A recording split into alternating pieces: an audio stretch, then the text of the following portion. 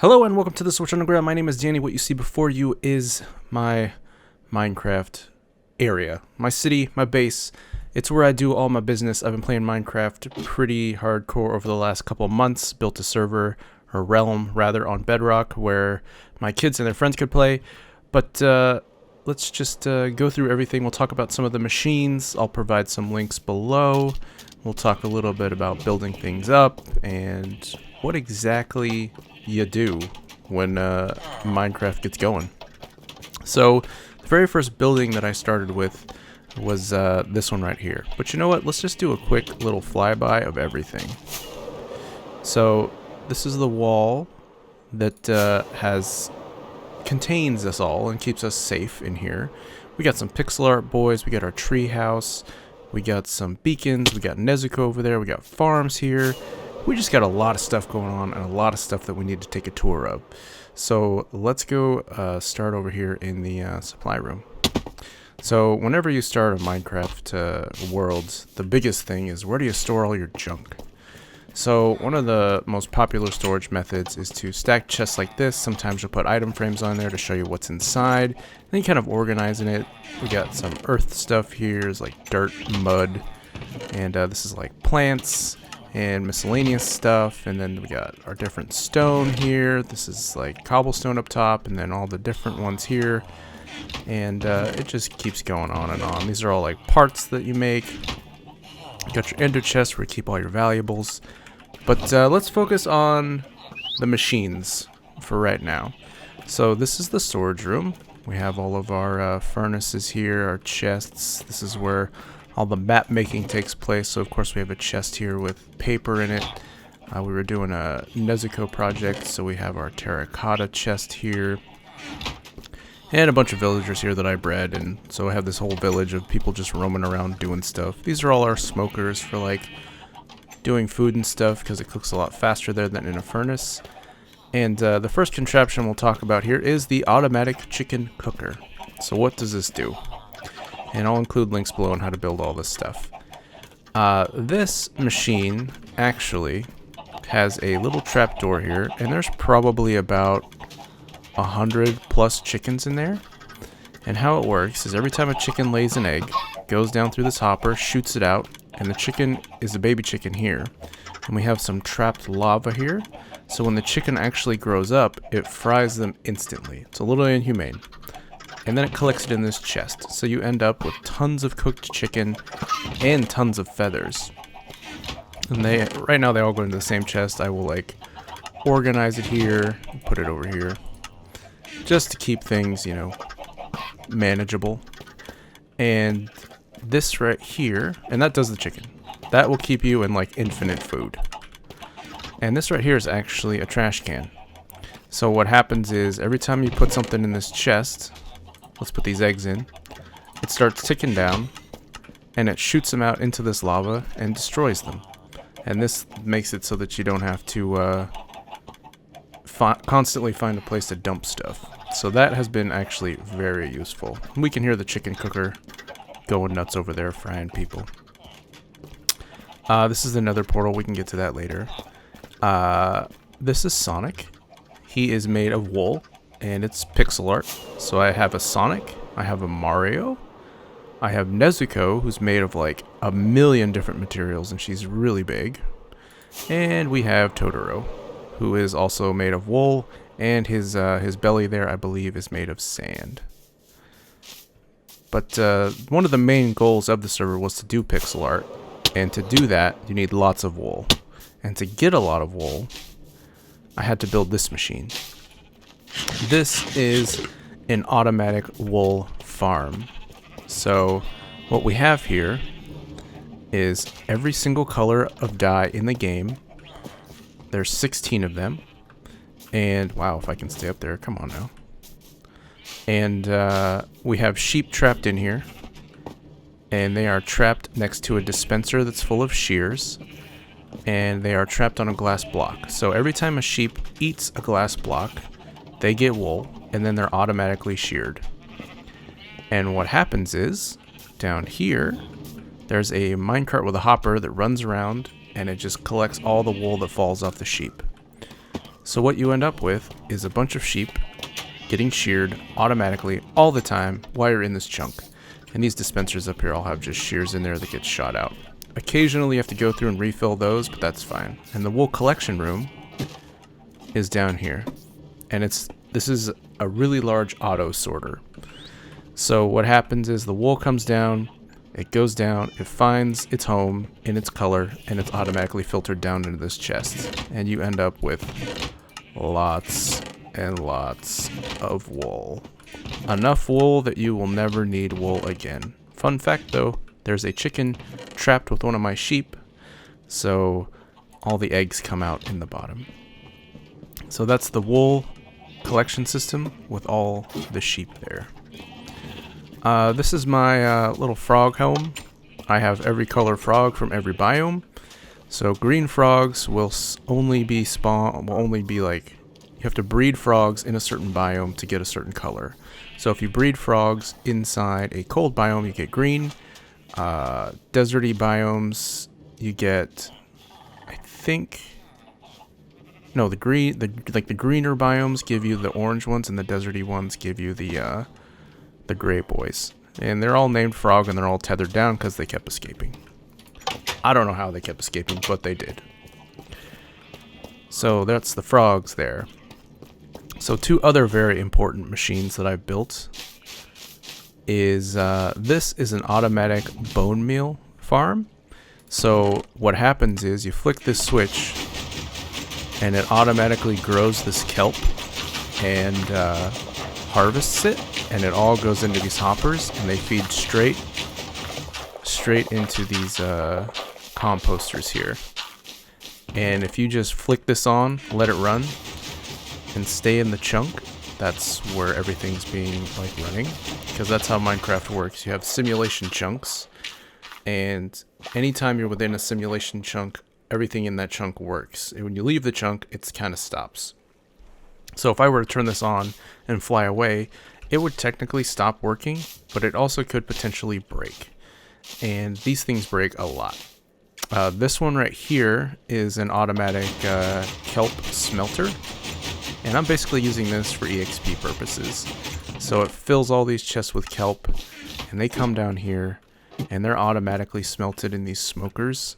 But if you flip this switch, and then you go to collect the EXP in here, by just pulling this off, you'll get a whole bunch, just like right away. And this was substantially nerfed before, but anytime a smelting device smelts something, it stores EXP. And you probably noticed it whenever you go to collect stuff like iron ore or anything like that. It gives you EXP when you do so. So this does this on a super level. So it'll smelt hundreds of things of kelp. And when you flip the switch, it pauses it. And once you collect that kelp, you get all that stored EXP as well.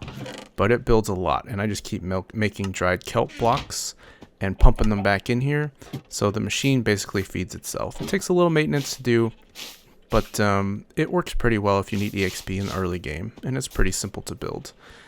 But like I said, the only problem is they break, and then you gotta go and fix it.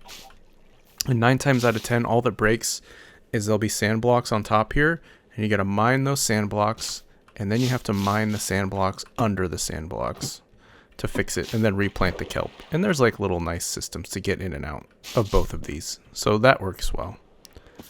Another automatic EXP machine that's considerably slower is this automatic cactus farm.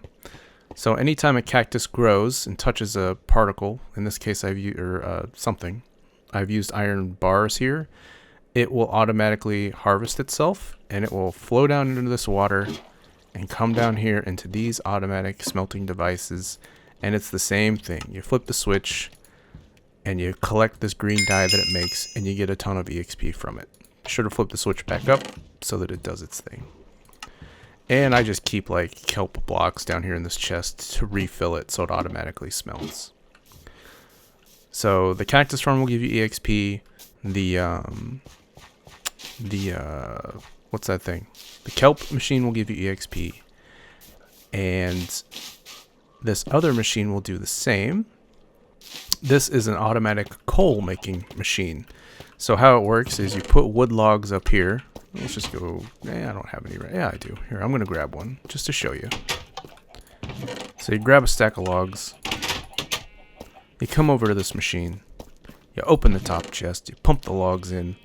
The logs automatically go through this hopper. They get in here, and they're automatically turned into charcoal. So charcoal is exactly the same as coal, except no villagers want to trade you for it, and you can't make coal blocks. Other than that, it's unlimited torches, and as long as you just keep putting wood in here, it'll keep making coal. And it'll fill this chest, and this chest is actually connected to the furnace, so it's a loop. And it will automatically feed itself coal and smelt new coal. So you just put in all the wood, and all the coal goes here, and it also feeds itself, and it's beautiful.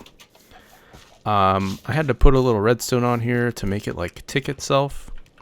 And there's a little lever where you can like turn it off and also collect the EXP from here. I don't think I have a lot in there because I collected this before, but let's just see what we're at. So we're at 35 and some change. We collect this.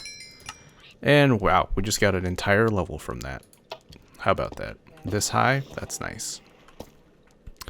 So there's that, but then how do you get wood? So what you can do to automatically get wood is, there's different ways to do it. You can make wood building machines that like blow things up automatically, or you can just make one of these. So this is a big long pillar, and all it does, it's a place to grow trees. So I get up here, I go down this tree, and I just mine all this wood. And anything that I don't collect in my inventory actually just falls into the water. And when it goes into the water below, it feeds into a collections chest that I can easily access. So you don't ever actually miss anything. But the real beauty here is to just constantly be able to grow trees and get as much wood as possible. And that has actually been super helpful for builds, for the charcoal machine, for everything. Having the ability to not have to hunt through forests and be able to grow these gigantic spruce trees is great. So once you mine a tree, you go down here, you pick up some saplings, get some bone meal from the bone meal machine, and then you just come over here, plant 4 of them, boom, boom, boom, boom, and you bone meal it from a distance so it grows real big, and boom, you have another tree just waiting to go. And this platform will go tall enough to get to the top of the tallest spruce tree. And if you leave a bunch of like stuff here, the trees won't grow as big, so eventually you just don't need to do this much anymore. Alright, so you get your wood all there from your bone meal machine.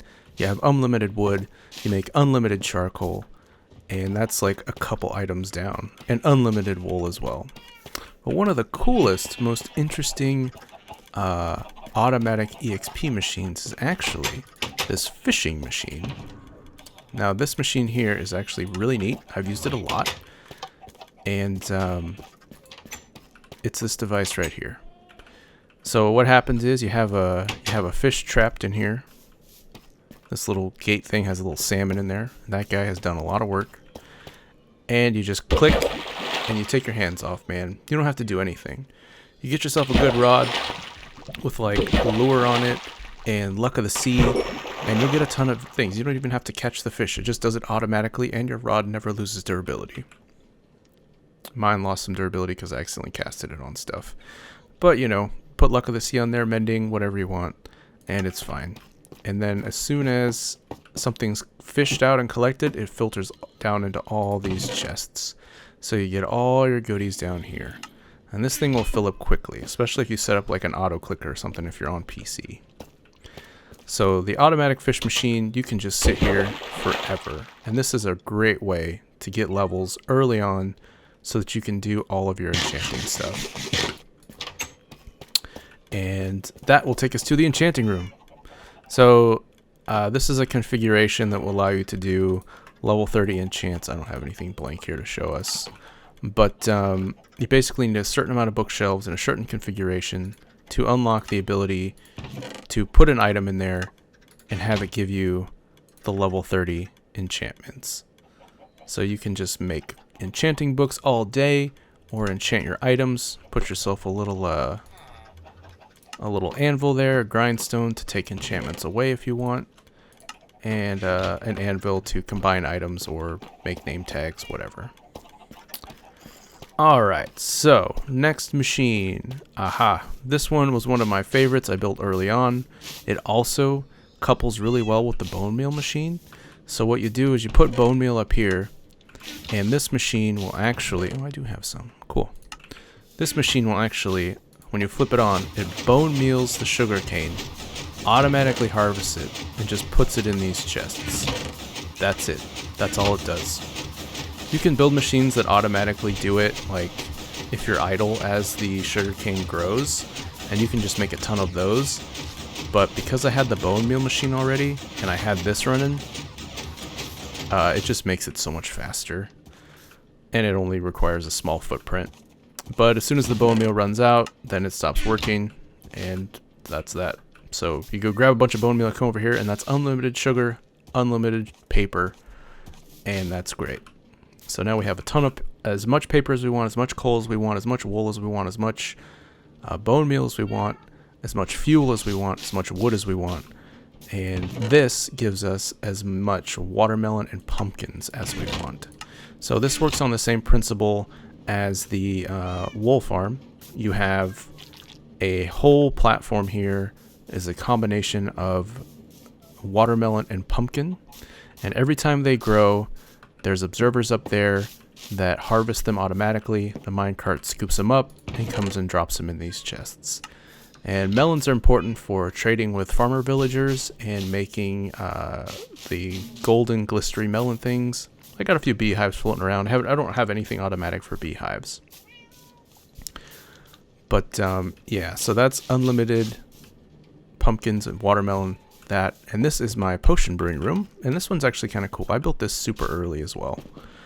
It actually is supposed to be in the shape of a potion bottle, so it's like doing stuff, and it looks neat. And I got 3 brewing stands in there.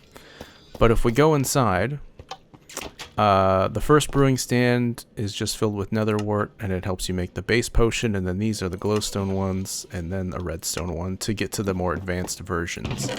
And I keep these chests just full of ingredients and water bottles and stuff like that. And out here I throw a potion once in a while. I got some night vision ones out there. You know what, let's drink a night vision one right now so we don't have to sleep.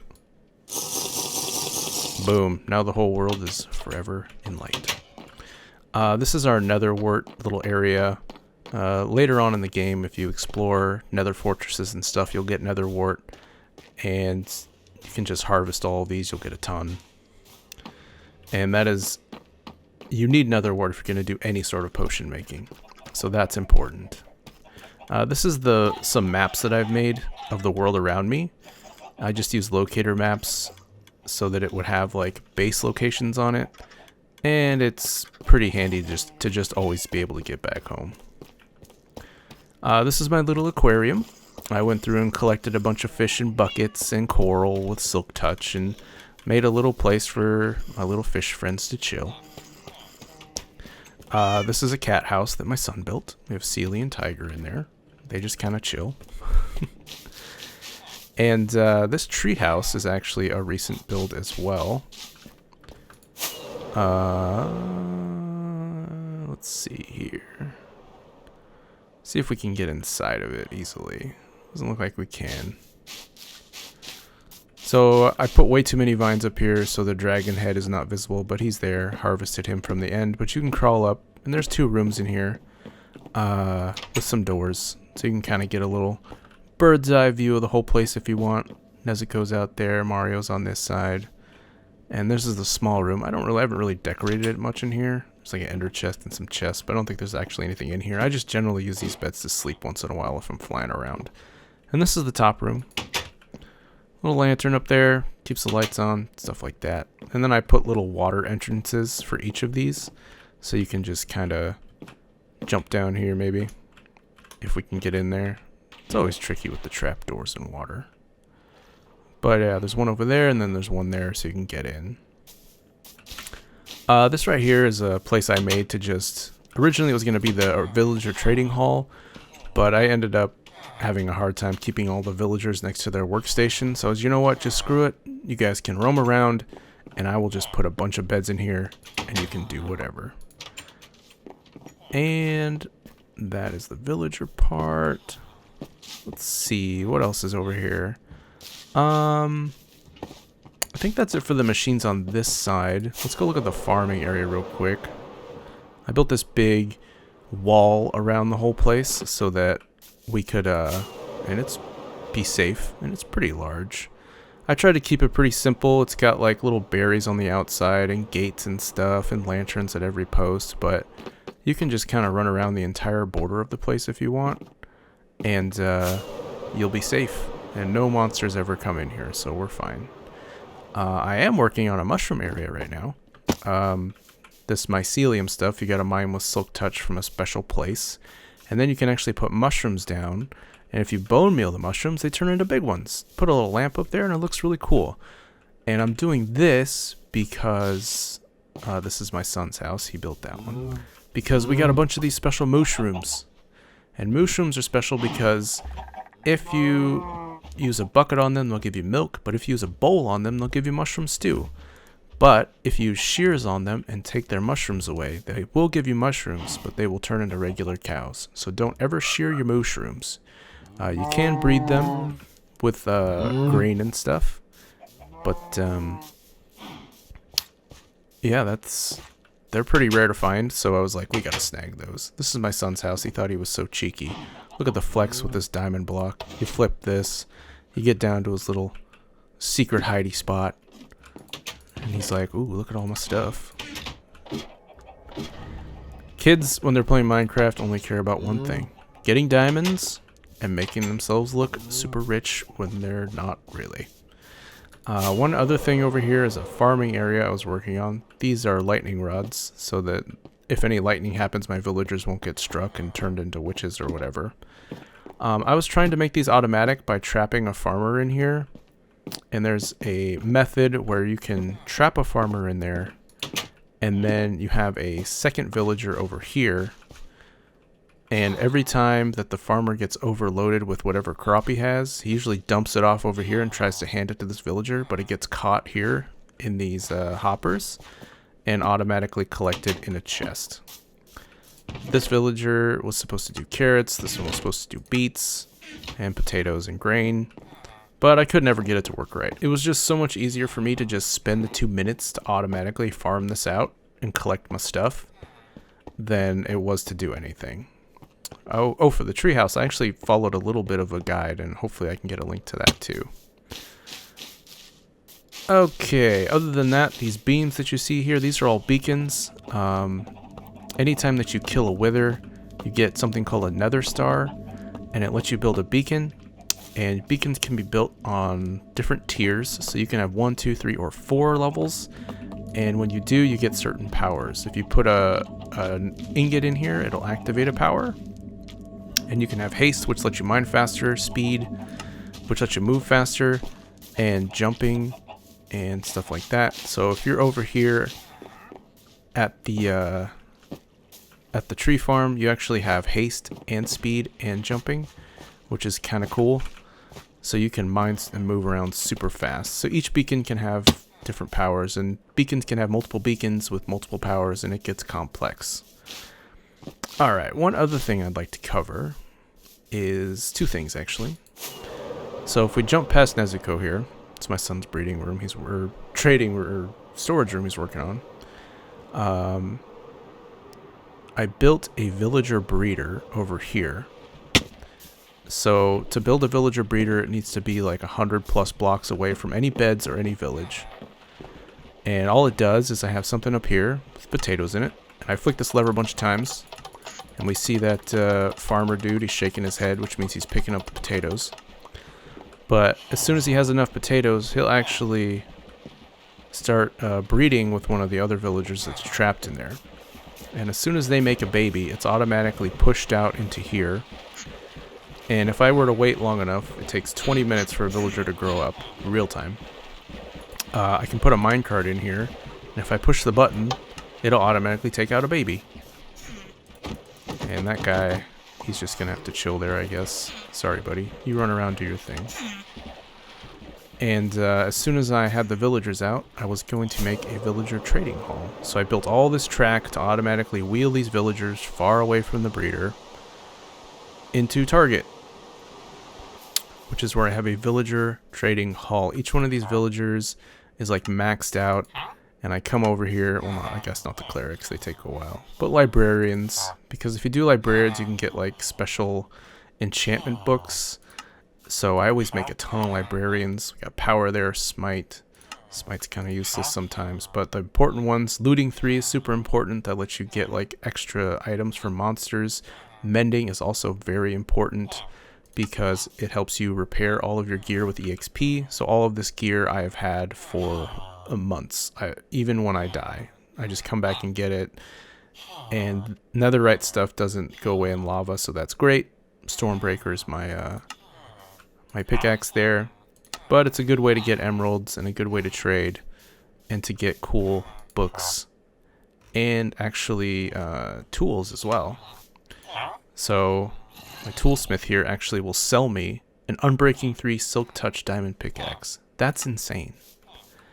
And this guy, I think he does the axes and sword, which is just great. So you never have to worry about diamonds, you never have to worry about anything.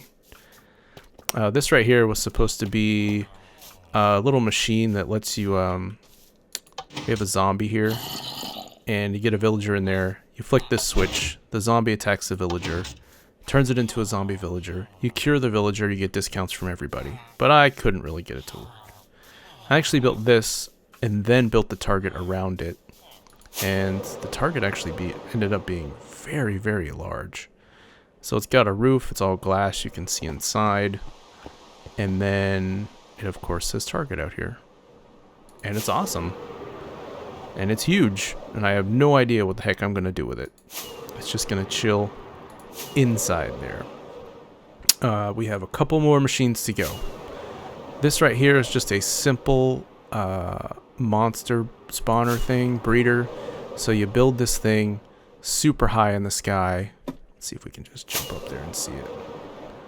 It's a big pain in the booty, but you build this giant device up here, and inside here it's actually hollow. Can we take a look? Let's take a look. So it's just a big dark room in there, and the monsters, they come in here and they spawn and they fall in here and they go into the water, then they fall down that big old giant thing.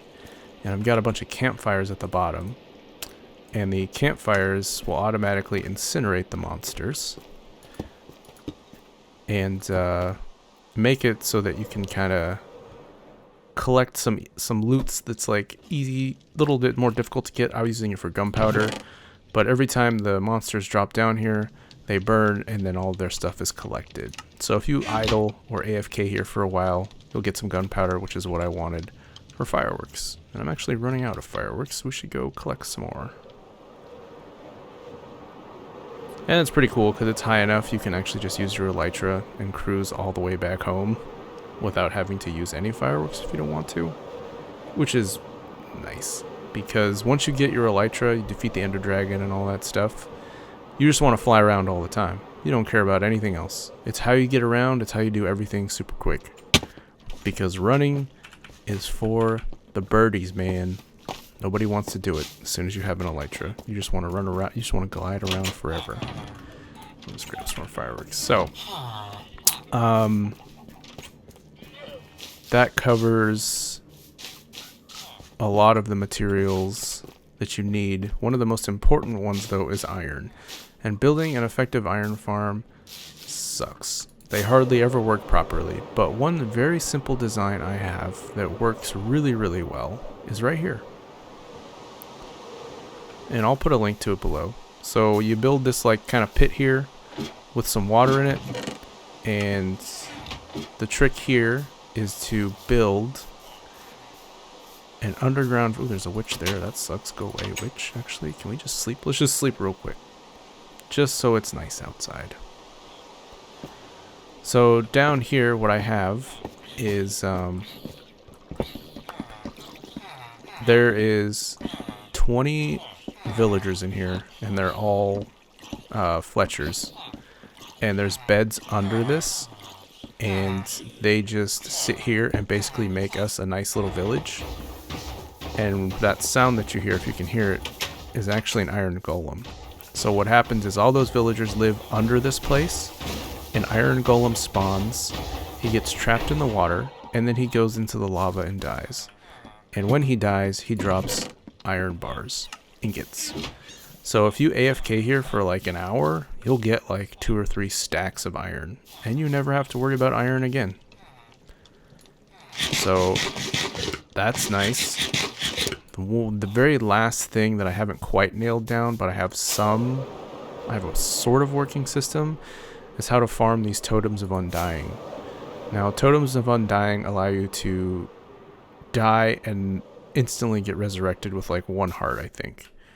But to get them, you need to find a woodland mansion with this monster that's called, I think it's an invoker, like casts stuff and like little fly guys. Super annoying to deal with, but they drop these totems.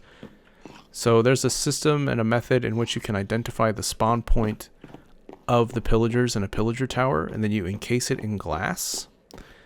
And so every time a pillager spawns, it will be right here. The issue is you got to hang out in the chunk for a while for it to spawn, but once it does, you'll get the effect that will just start a raid. So what I did is I built this little thing over here. So I wait over there, a raid starts, and inside this box, I actually have 2 villagers, which basically says, hey, this is a village. So every time I run over here with the raid curse thingy, I can't remember the name of, it starts a raid. And I put slabs here, nobody can actually get to the villagers, 2 doors, so they can't break them down. And I just chill up here with my bow, man, and I just snipe it till the raid's over. And it's that simple. I've cleaned all these out, but these were all like full of junk from the raids.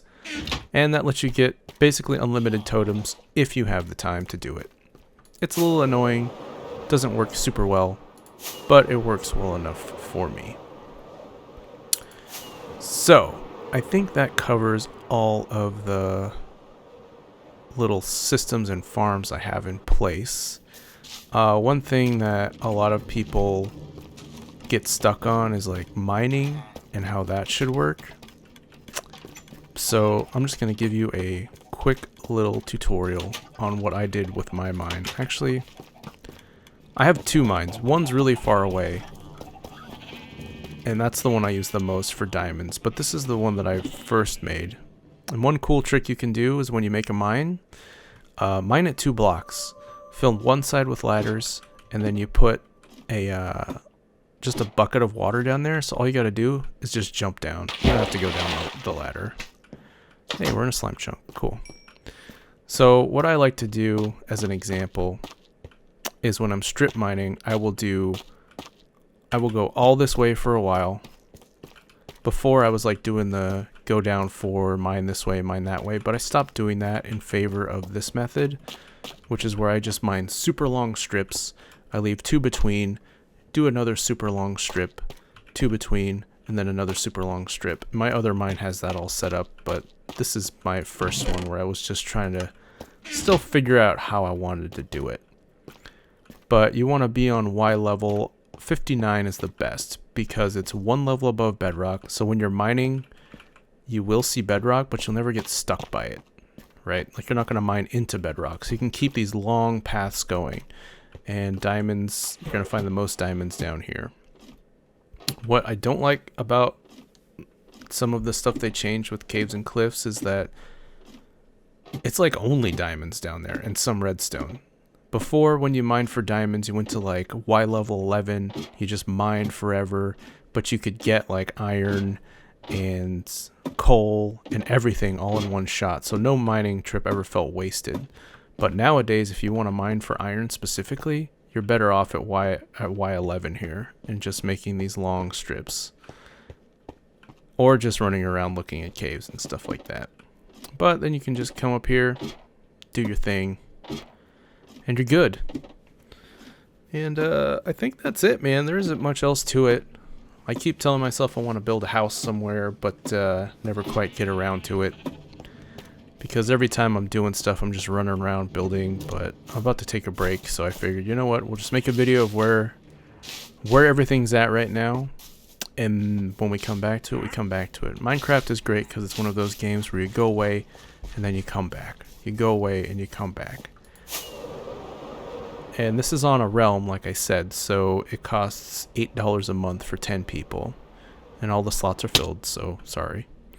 But yeah, it's been super fun, super great. My kid gets in here, he builds stuff, he gets excited, I get excited. We run around, we explore caves, we found like deep dark fortresses, the end, all that stuff. Ooh, the end. Yeah, let's just do a quick little nether run so I can show you what I've got going on there. So, I always like to have fancy nether portals. So I like build around it out here and stuff. Inside it's hot trash, but whatever. Hello, what are you doing here? Night night. So there's a few different pathways here. We have an entire nether system. So if you run this way, it'll take you all the way to another nether portal that will put you thousands of blocks away. So it's not a long run here, but it is a long run in the overworld. But if we go this way, and this was all blown up with beds. The best way to farm for netherite, I've found, is to just make big old long paths and get yourself a method where you blow up beds. Build yourself some blast gear so you don't die, and you're good, man. But when you're down here, it's pretty dangerous. So I always build all these like little tunnels everywhere so that you can be safe. Like if you were to mine outside these walls, it would just be exposed. So I've got like to the end, right? But this tunnel is all like open space, so outside area. So if we open it out here, we can see there's like lots of nasty stuff out there. But I built this big long tunnel so that we would stay safe. And it's actually not super long. It was long enough. It took a while to build, that's for sure. I even had to put little signs. Keep going and believe in yourself. Almost there. To the end. So this portal will take you inside of a stronghold, which is where the end portals are. And then once you get inside here, it should take you right to the end portal. So you just pop out. Boom, boom, boom. We're inside the bottom of the stronghold. There's the end portal. First time you ever come in here, there's going to be a big old dragon. He's going to be flying around these pillars trying to blow you up. But as soon as you kill it, you get that thing, and then one of these end portals will spawn, and it allows you to go visit end cities and stuff like that. But what I wanted to show you here is two things. First, this Enderman XP Farm. So Enderman will not spawn on these leaf blocks, which you can get by shearing trees. So you build this big old long leaf path, and then you build this big old device out here, and Endermen will spawn on this platform because they're attracted to this little guy in here. And it's a little tricky to build, but if you can get this, if you throw enough ender pearls, this like endermite will spawn, and the endermen are attracted to it. So they'll spawn up here and get trapped inside there and go down to those trap doors, and then they will fall down. If we can like get our shit together here. Okay, there we go. So let's see. If we stand here, the endermen can't attack you, but they will drop down here and you can just whack them, and as soon as they die, you get the ender pearls if you want, but most importantly, you get a ton of experience for taking these guys. And sometimes it takes a minute to get started. If they don't start showing up, I just kind of walk away. But by the time they fall down here, they have like 1 hit point, so all you gotta do is just smack them and they die. Every once in a while, you'll get one that'll take 2 hits, and you gotta stand at a little bit of a distance and wait for him to run around. See, he took more than one. But yeah, you can just do this. And you don't have to build this in the end. I've actually built this in the nether as well. Just in a nice chunk where all the endermen are spawning. So, one of the bigger problems with getting beacons is killing the wither itself. So, there's actually a method where you can trap the wither inside some bedrock up here and it'll automatically suffocate itself. The problem is you have to sacrifice one of your end portals to do it, which means you need to kill the dragon at least twice, because the portal only spawns after you kill a dragon. And all these portals do is transport you a few thousand blocks away.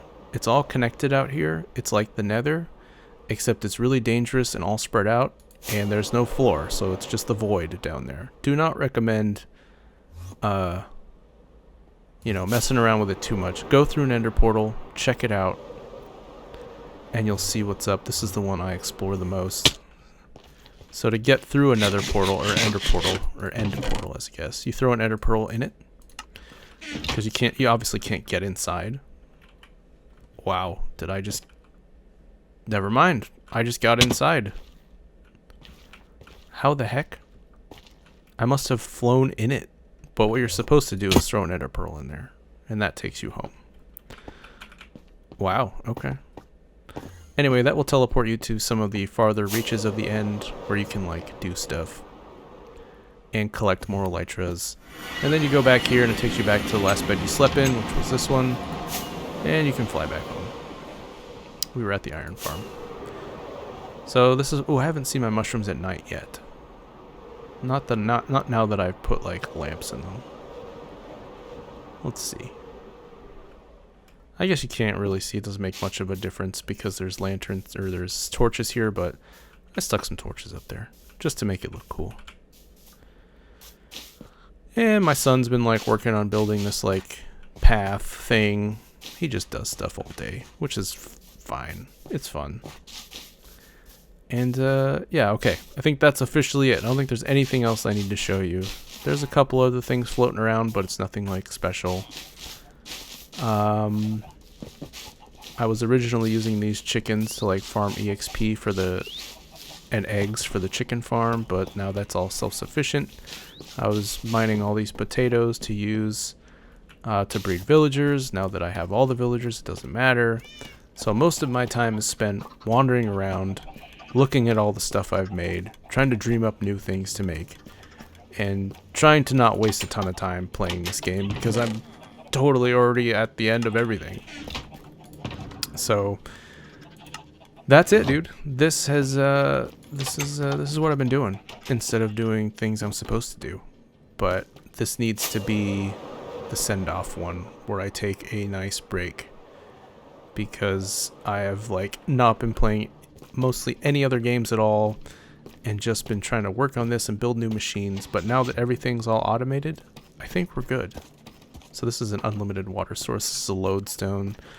Lodestones are actually kind of cool. So if you take a compass and you build this lodestone, right now this compass faces north, right? There's north. It never changes. What's cool about a lodestone is that you use a compass on it, and now you have a magic compass. And this compass no longer points north. It always points towards the lodestone. So if you make that into a T, it will always be pointed towards the lodestone. And if you go away, it's like, hey, lodestone's that way. So you're like, okay, that's the way to get back home. And that's just how I like to do it. And there's banners and carpet and just junk everywhere, but... Okay, that's officially it. Obviously, this isn't on the Switch. I play this on the Switch, but I'm just much more comfortable playing it on the computer. So I like to use the keyboard and mouse. Lets things get a lot more precise, stuff like that. And that's all I've been doing in Minecraft right now. Basically, all I've been doing forever. But like I said, it's break time. So I'm going to get out of here. Be good to each other. And if you're playing Minecraft, keep playing it. It's a fun game. It's great for kids. Teaches them all sorts of engineering stuff. And, you know, teamwork if they're not turds. How to care for things. How to create things. How to think logically about building and layout and stuff like that. How to manage things. You know, inventory items. And I think it just touches a lot of skills, especially for young people, that is just awesome and translates so hard into, like, other stuff in the real world. So I always recommend it when people ask me, what game should I play with my kids? I'm like, dude, just get in on the Minecraft. get yourself a wool farm so you can build them some cool pixel art to keep them interested. And yeah, that's it. So be good to each other, and I will see you guys in the next one. Take care.